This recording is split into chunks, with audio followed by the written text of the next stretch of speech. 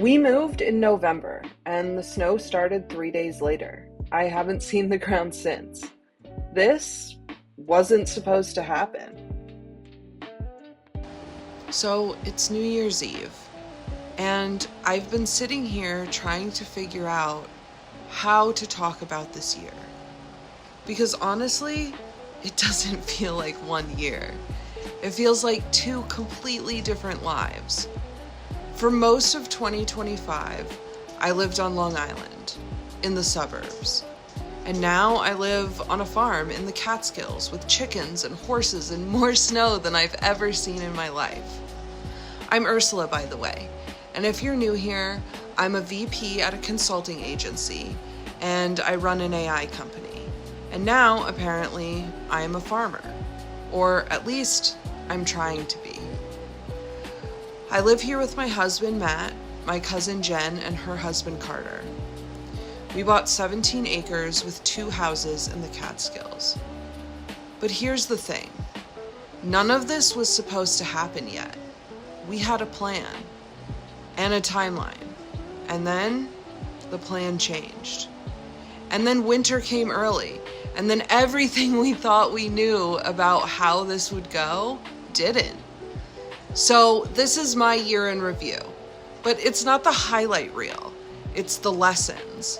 The 5 things that this year taught me that I really, really don't want to forget.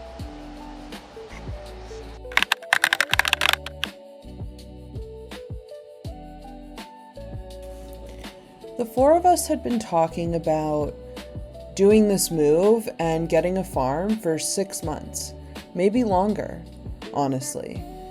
The dream was always a farm, land, space, room for the animals to roam, family close by instead of scattered. We lived on Long Island, and we were still in the mode of enjoying the beach and living on the coast. Life was good. We had a timeline, which was summer 2026. That was the plan all along. And that really gave us time to save more money, plenty of time to prepare, and plenty of time to get ready. And then, in July, we found it. We found a property with 2 houses on 17 acres in the Catskills. It was absolutely perfect. And everything that we'd been talking about, just sitting there, waiting for us. So we decided to drive up the next day and see it. And I remember just getting out of the car and just breathing. The air was different, and the mountains were right there. The town is small and quiet and felt like somewhere that you could actually build a life. We put in an offer on the house the next day, and it was accepted. And summer 2026 became fall 2025, just like that. Which brings me to lesson 2. Hard and good can be the same thing. I'm not going to pretend that it was fun. There were times that I was standing in the snow, wind blowing, fingers numb, and I thought, what did we do? Did we make a huge mistake? But here's what surprised me. Those weeks, the hardest weeks, were some of the best of my life.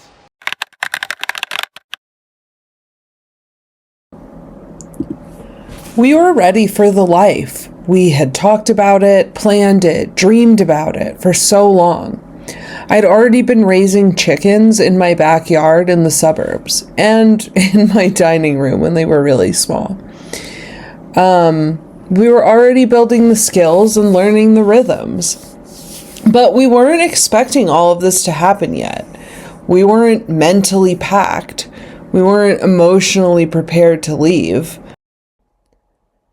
So we found the house in July, put an offer in, got it accepted. And then we waited. The attorneys were backed up, the banks were slow, and everything that could take longer took longer. We stayed on Long Island watching summer turn into fall and waiting to close on a house that we already thought of as ours. Every week it was maybe next week, and the delays felt endless. We finally closed at the end of October.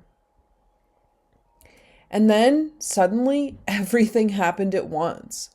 We packed up our entire lives, loaded up the animals, and moved the first week of November.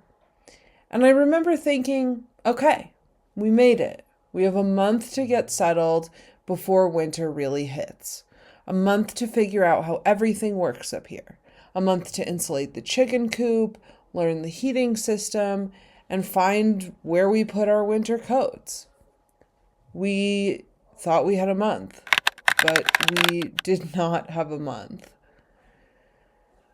It started snowing 3 days after we moved in, and it hasn't stopped. I'm not exaggerating. I haven't seen the ground since then. It just keeps snowing, layer after layer after layer. So winter came a month and a half earlier than anyone expected, and suddenly everything was urgent. The chicken coop wasn't insulated. We were out there in the freezing cold, stapling insulation, stuffing hay, and trying to figure out how to keep them warm enough to survive. Their water kept freezing. Every morning we'd go out and the whole thing was just a block of ice. We brought heated waters, ran extension cords through the snow, and Googled how cold is too cold for chickens at midnight. We had planned for a gradual transition and some time to learn and time to adjust and ultimately time to make mistakes slowly. What we got was trial by fire, or trial by ice, I guess. Because we couldn't do it alone. We had to do it together. We worked side by side, figuring things out in real time. There was no time to argue about the right way to do things.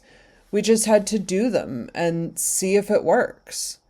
Everyone pitched in, and everybody showed up. And there's something about being in the hard stuff with people that shows you who they really are and who you really are. You find out what you're made of when there's no time to overthink that. Sometimes hard just means it matters. Sometimes the timing is terrible and the thing is still right. And sometimes the struggle is where all of the meaning lives.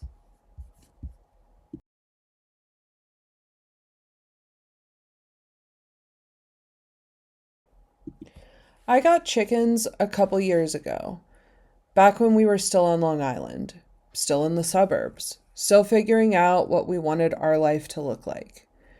And I got them for kind of a weird reason. I got chickens because I needed something that would make me go outside before I checked my email. That sounds small. It's not. For years, my mornings were completely reactive.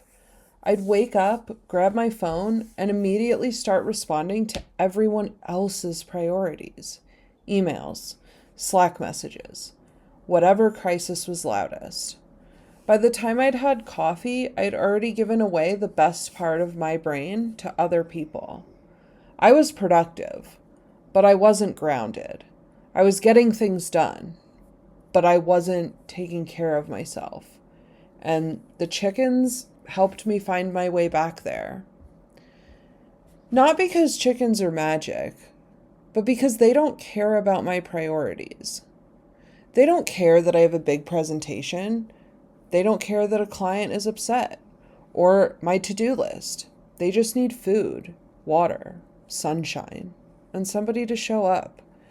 And showing up for them every single morning before I do anything else, that became the most grounding part of my day. 10 minutes outside, breathing actual air, doing something physical, first thing in the morning. Something real, something that has nothing to do with screens or deadlines or performance. The most productive thing I do every day looks like nothing. I talk about this in some of my other videos, but I think that we really undervalue boring things. We're obsessed with optimization and life hacks, efficiency, the 4-hour work week. But the stuff that actually holds your life together isn't exciting. It's repetition. It's showing up. It's the things that no one applauds you for. And here's what surprised me about the move. When we came to the farm, the chickens came with us, obviously. But the routine didn't change. It was a different house, a different area, a different life, but the same 10 minutes every morning. The chickens didn't care that we moved. They didn't care that everything was chaos. They didn't care that I was stressed and overwhelmed and questioning everything. They needed me to show up. And that consistency, that one boring, repetitive, unglamorous thing, was my anchor. When everything else feels uncertain, I knew what my morning looked like. The boring stuff is the foundation. It's what holds everything else up.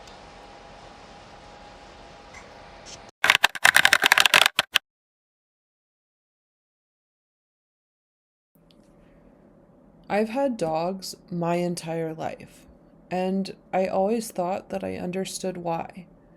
Companionship, comfort, someone to come home to, someone who's always happy to see you, no matter what kind of day you had. And that's all true. But this year, I realized there's something else, something deeper. Dogs don't care that you have a deadline, or that you're worried about money, or that you feel like you're failing at everything important. They don't care about your performance. They just want you to be where you are.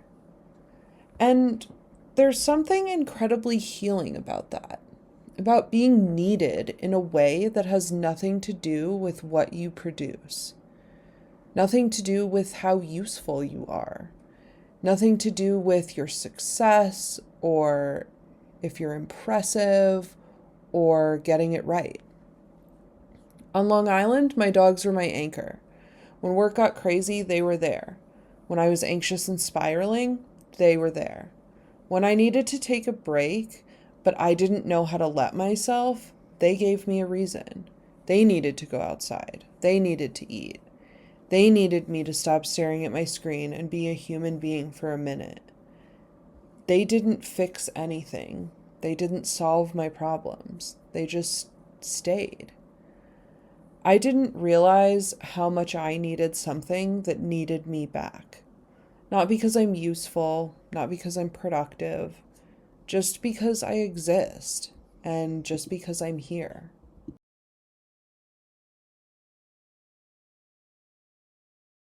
If you're feeling disconnected from yourself, from your life, from whatever it is that you're supposed to be doing, I think the answer might be something that needs you. A dog, a cat, chickens, a garden, a plant, something alive that requires you to show up, not because you're smart or talented or impressive, but just because you're there. It pulls you out of your head and into your hands, and it makes you present when everything wants to spiral into the future or the past. It won't fix everything, but it'll fix something. And sometimes something is all you need to get through the day.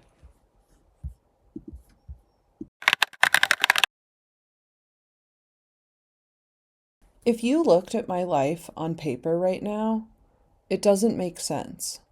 I'm a VP. I run a consulting agency. I'm building an AI company. I take calls and write proposals and give presentations and manage a large team. And also, I have chickens and horses, and I live on 17 acres in the middle of nowhere with my husband and my cousin and her husband. That's an enigma. Most people pick one thing: corporate career or country life, ambition or peace, hustle or homestead.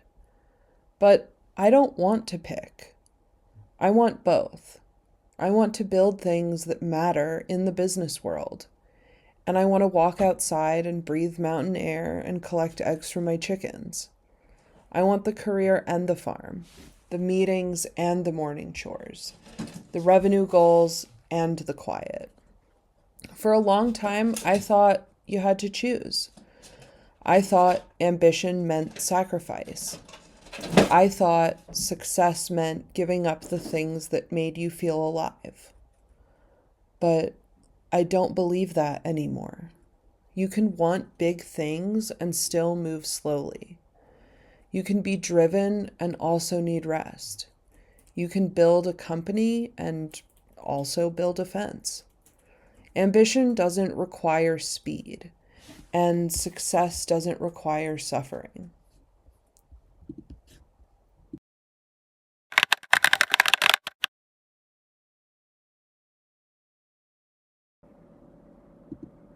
It's old-fashioned, I guess. People used to live like this, multiple generations on the same land. And then we decided it was weird, and everyone scattered, and now we're all isolated and lonely and wondering why life feels so hard. So we're trying something different. And I'm building a life that doesn't probably make sense to a lot of different people, or at least what society has prescribed. And that used to scare me. I used to want that approval. I used to want people to look at my choices and nod and say, yes, that's the right path. You're doing it correctly. And now I think the best things are the ones that only make sense to you, because you're the one that has to live it. I didn't plan to move in November. I didn't plan to find the perfect property a year ahead of schedule. I didn't plan to winterize a farm in 3 days with snow already falling.